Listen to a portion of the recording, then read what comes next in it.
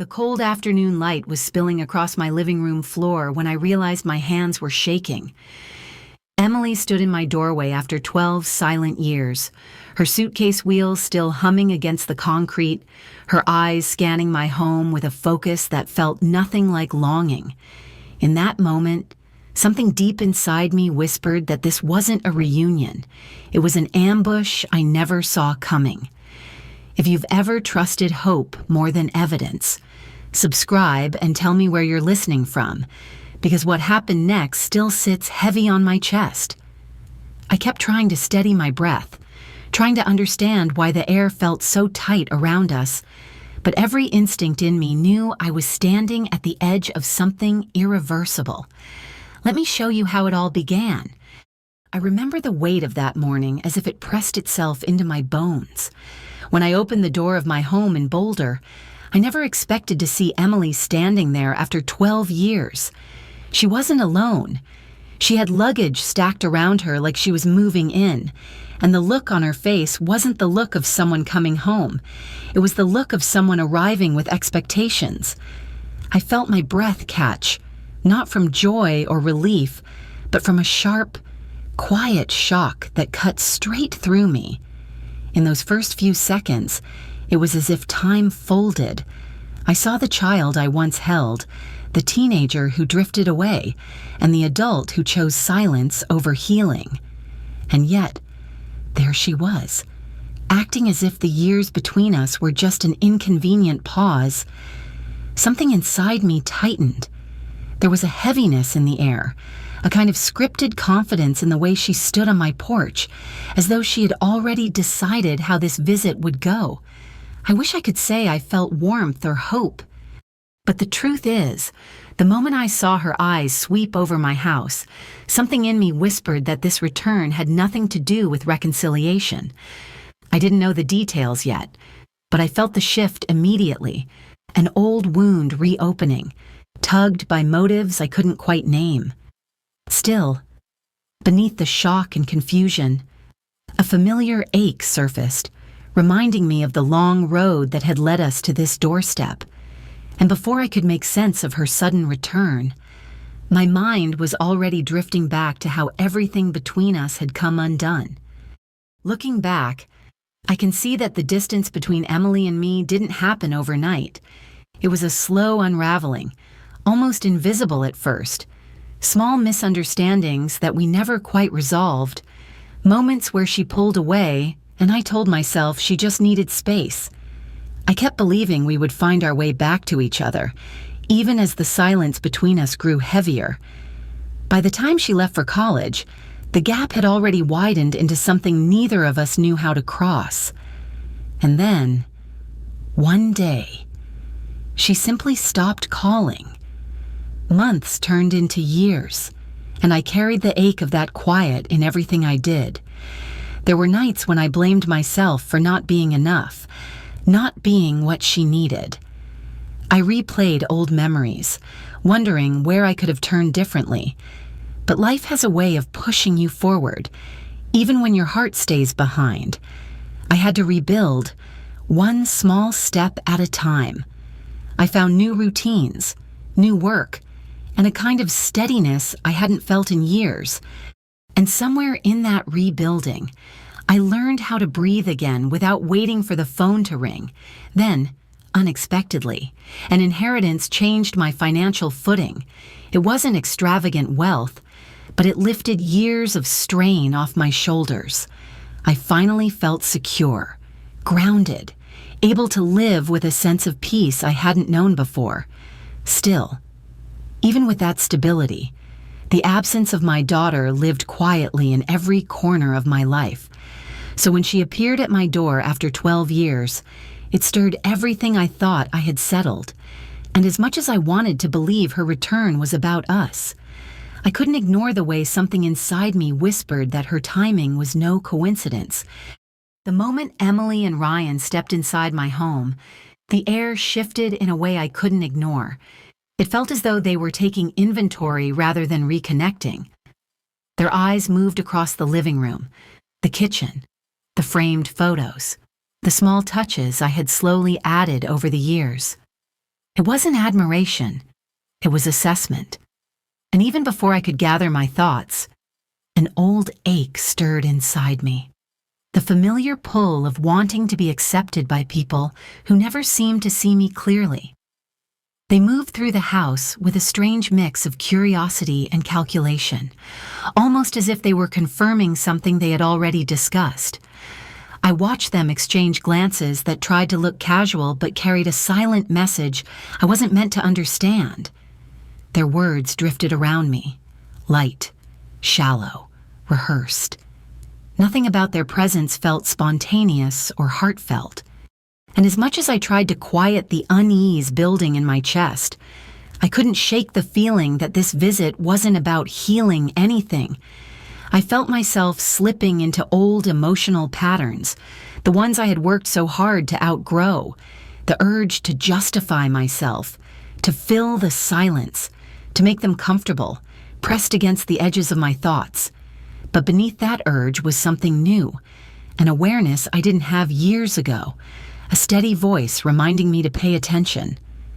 There were small things, the way Ryan's gaze lingered on certain belongings, the way Emily avoided looking directly at me, the way the silence carried a weight that didn't belong to reunion. All of it pointed to something I hadn't yet named, but already sensed. By the time we all settled into the living room, that quiet suspicion had hardened into a certainty. Something was coming, and whatever it wasn't going to be simple. The longer we sat together, the more obvious it became that Emily and Ryan weren't here for emotional healing. There was a stiffness in the way they carried themselves, a restless energy just beneath the surface, as if they were waiting for the right moment to pivot the conversation towards something they didn't know how to ease into. I watched their eyes drift away from me again and again, landing on things that had nothing to do with our relationship and everything to do with what they believed I could offer. It wasn't one single moment that revealed their intentions, but a collection of small cracks. A comment about how hard the past few years had been for them. A passing mention of bills piling up. A quiet sigh when Ryan glanced toward the dining room, as though already imagining a future that wasn't theirs to claim. And then, almost without meaning to, Emily let something slip that drew the entire picture into focus. She spoke about being overwhelmed, about numbers that kept her awake at night, about a debt that had crept past $26,000 and threatened to consume everything they had left. Her words weren't shared with vulnerability. They were dropped like an invitation I was expected to accept. In that instant, the truth settled over me with a hollow weight. They hadn't come back because they missed me or because they wanted to rebuild what we'd lost. They had come because they believed I was a solution to their crisis. The realization cut deeper than I expected. Part of me felt foolish for hoping their return meant something more. Another part felt a familiar ache, the kind that comes from being seen not as a mother, but as a resource. But beneath the pain, something steady rose in me, a quiet understanding that I didn't owe my life to the people who had stepped out of it. As I listened to them dance around their desperation, I could sense there was still more they weren't saying. More truths buried under their polished explanations. And even before the next reveal came, I knew this was only the beginning. I didn't tell Emily or Ryan that I already knew far more than they thought I did. Long before they showed up at my door with their carefully practiced smiles and strategically placed exhaustion, pieces of their lives had drifted back to me through people who still remembered I existed. I knew about the mounting debt, far worse than the hints they allowed to slip. I knew about the missed payments, the strained relationships, the way they had bounced from one failed plan to another. None of it surprised me anymore. What did surprise me was how easily they assumed I would believe whatever story they chose to present. I waited, quietly, to see if they would offer the truth on their own. I watched for even the smallest flicker of honesty. But instead, what surfaced were the same patterns I had heard about for months. The borrowed money from relatives, paired with dramatic stories meant to evoke sympathy. The tales they spun to friends about medical emergencies, job losses, unexpected crises, all crafted to open wallets. And woven through those stories was a constant thread of entitlement, a belief that everyone around them owed them a lifeline. I had even learned how they circled back to extended family members they had ignored for years, suddenly eager to reconnect when word of my inheritance began to spread. They asked questions they disguised as casual curiosity, trying to confirm how much I had received and whether I might be convinced to share it. Hearing those details hurt in a way I didn't have words for, because it confirmed something I had been afraid to admit. They weren't planning a reunion. They were planning a strategy. Sitting there in my own living room, listening to them build their narrative, a strange calm settled over me. The fog of confusion and old longing lifted, and what remained was clarity. They weren't here for love, forgiveness, or healing. They were here because they believed I was their answer, their safety net, their last resort. And in that moment, I finally understood. I didn't owe them the version of myself they were counting on. The confrontation ahead was inevitable. And for the first time, I felt ready. There came a moment when I realized I couldn't sit quietly anymore. All the observations, the memories, the years of silence, they rose inside me like a tide that finally touched the edge of its shore.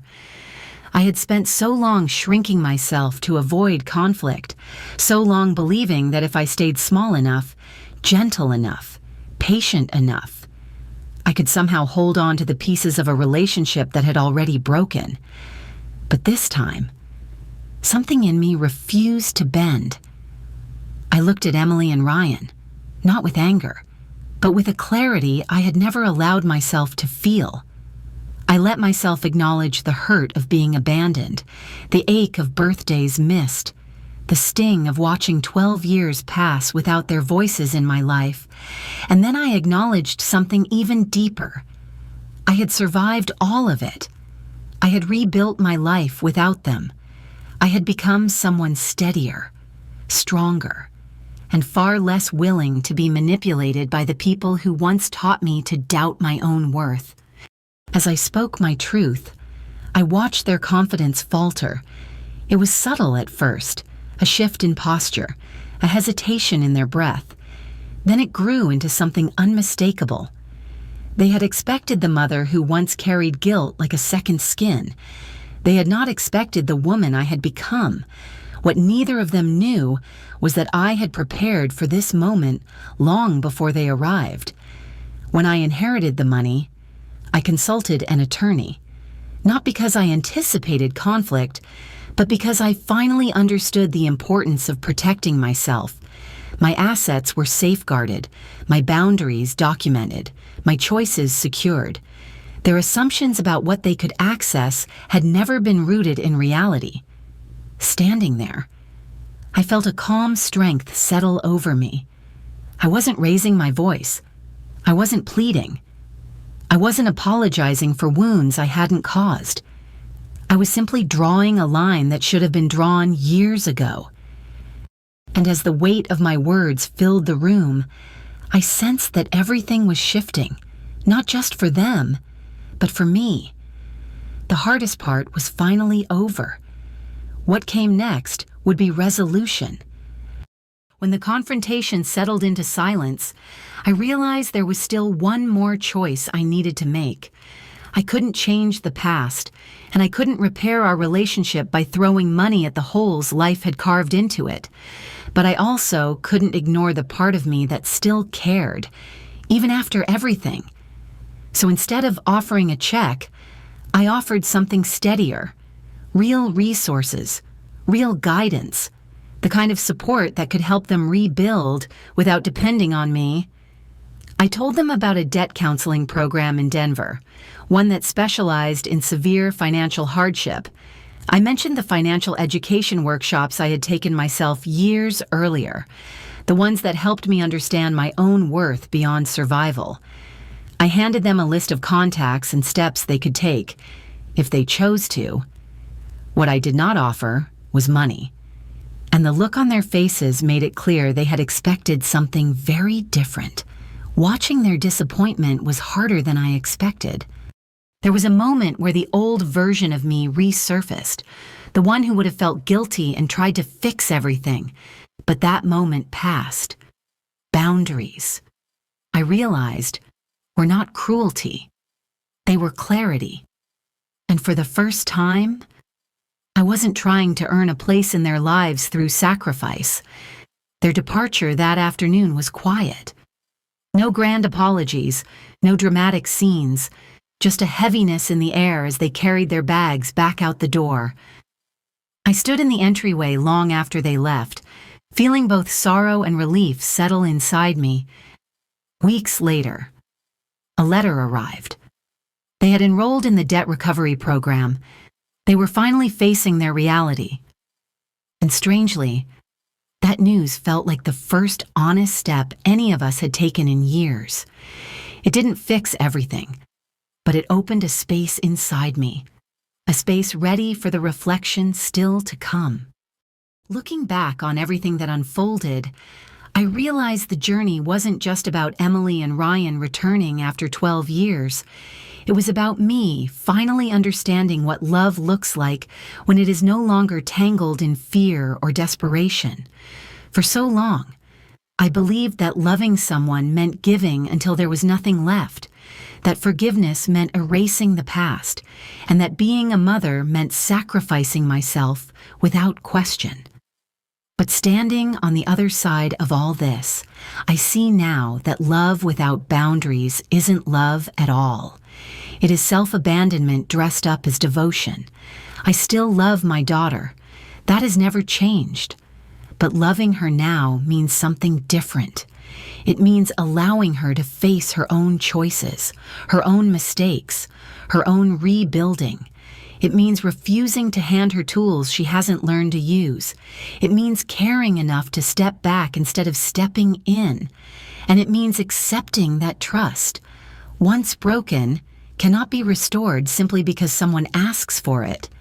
Forgiveness is a gift I can give freely. Trust is something she will have to earn, if she ever chooses to try. There are days when I wonder what would have happened if I had given them the money they wanted. Maybe the temporary relief would have pulled them further into old habits, giving them one more excuse to avoid real change. Maybe it would have reopened a cycle I spent years learning to step out of. Setting that boundary was painful, but it was also the clearest act of love I could offer, to them and to myself. I know I'm not the only one who has walked through this kind of heartache. Families are complicated, and sometimes the people we love the most are the ones who pull us into the deepest lessons about strength and self-worth. If you're listening to this and carrying a similar story in your own heart, I hope you know that choosing yourself is not selfish. It is necessary, it is brave, and it is allowed. Thank you for spending this time with me, for holding this story with the tenderness it deserves.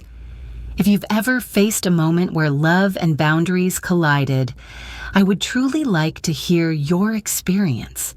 Share it in the comments. I read everyone.